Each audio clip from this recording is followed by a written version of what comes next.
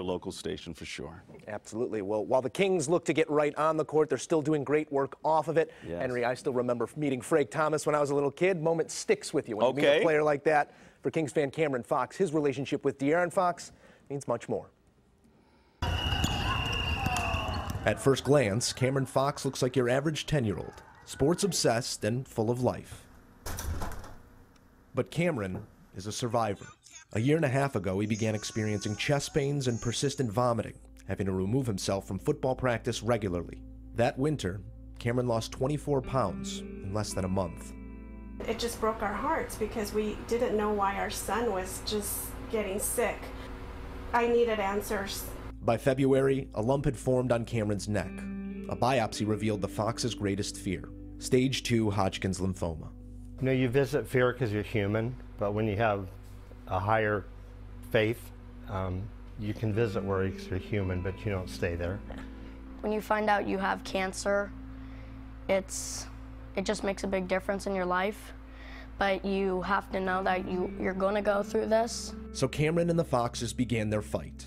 9 months of intensive chemotherapy at the UC Davis Oncology Center.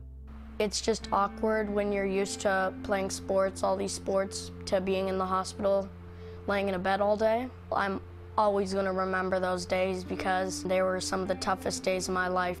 He'd always tell me, "Dad, I got this.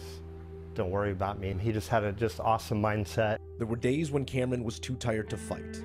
It was then he leaned on the staff at UC Davis, he leaned on his friends, but most of all, he leaned on his younger brother, Josh. He was really important, one of the most important people in my life right now, and with cancer.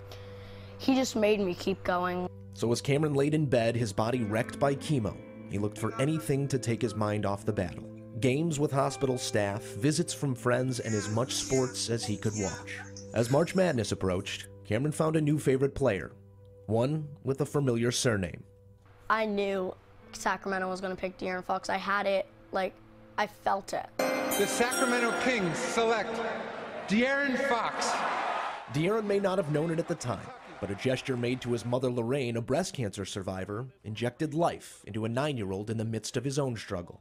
When he opened that jacket, that meant more than just the draft. It meant a lot that his mom was fighting cancer and beat it. It all changed when he opened up his coat to reveal, the cancer awareness for his mom. And, at that moment, it was a lot more than, a last name. It was one of countless signs that with the support of his family, his friends, and his favorite team, Kameron would win his fight. In November of 2017, after 10 rounds of chemotherapy, the Foxes received the news. Kameron was cancer-free.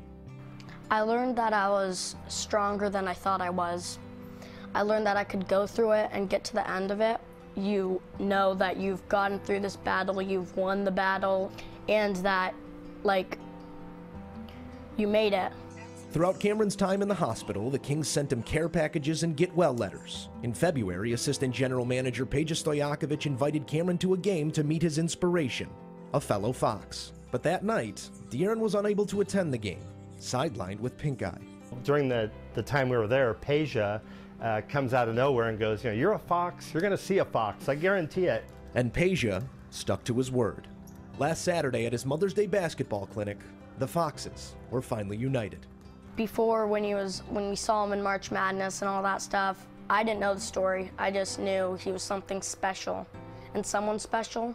I've met some NBA players. I have never met a guy like De'Aaron Fox with that kind of heart. Now Kameron hopes to do what De'Aaron once did for him, whether knowingly or not, inspire other kids waging their own battles.